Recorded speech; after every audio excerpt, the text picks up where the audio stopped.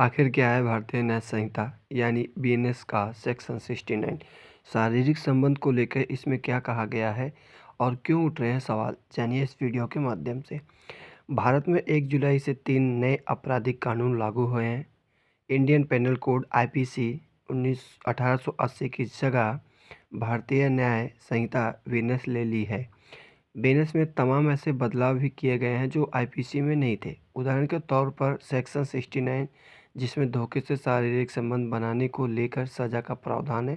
हालांकि बीएनएस के सेक्शन 69 पर कानून के जानकार हैं और एक्सपर्ट सवाल खड़े कर रहे हैं। उनका तर्क है कि इसमें फर्जी शिकायतें की बाढ़ आ जाएगी और आरोपी को अपनी बेगुनाही साबित करना मुश्किल पड़ सकता है। तो नमस्कार दोस्तों, आप सभी का स्वागत है सोनू पटे एलएलबी में और मैं हूं आप सभी का प्यारा दोस्त सोनू पटे। दोस्तों, आज की वीडियो में हम बात करने वाले हैं कि ब्रेकअप होते ही प्रेमी को जेल, क्या है बीएनएस का सेक्शन 69 जिस पर उठ रहे हैं अब सवाल। अगर कोई व्यक्ति ऐसा कुछ करता है तो उस पे अब जो है बीएनएस की धारा 69 जो है लागू कर दी जाएगी और वो जो है इस तरीके से जो है फंस सकता है जिसमें कोई मतलब ही नहीं होता।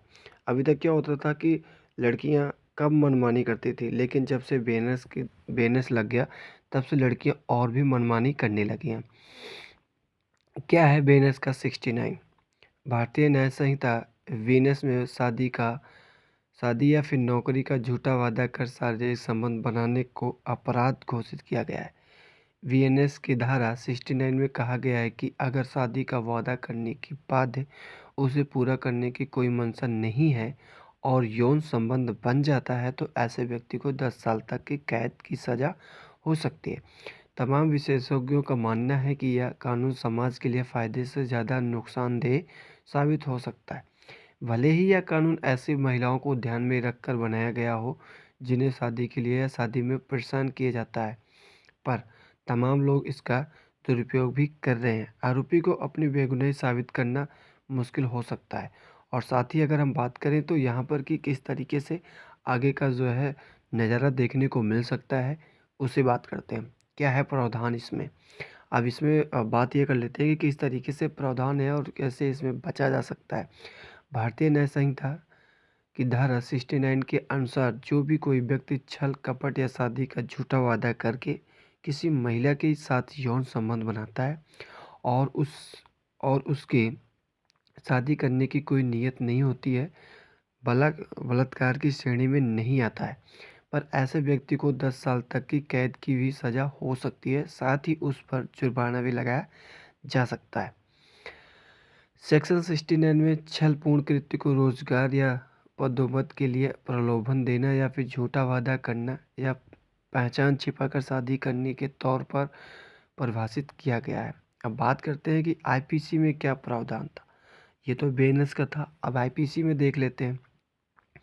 सुप्रीम कोर्ट के से बातचीत में कहते हैं कि पुरानी आईपीसी में इस तरह के मामले के लिए अलग से कोई धारा नहीं थी, बल्कि ऐसे केस को धारा 375 रेप की धारा की श्रेणी में रखा जाता था और 376 मुताबिक सज़ा मिल जाती थी।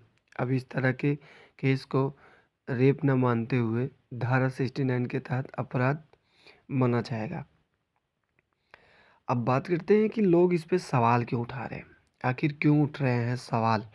कानूनी जानकारी का तर्क है कि अदालत में शादी करने के इरादे को साबित करना कठिन होगा। किसी आरोपी ने झूठा वादा करके शारीरिक संबंध बनाया, इसे साबित करना मुश्किल होगा।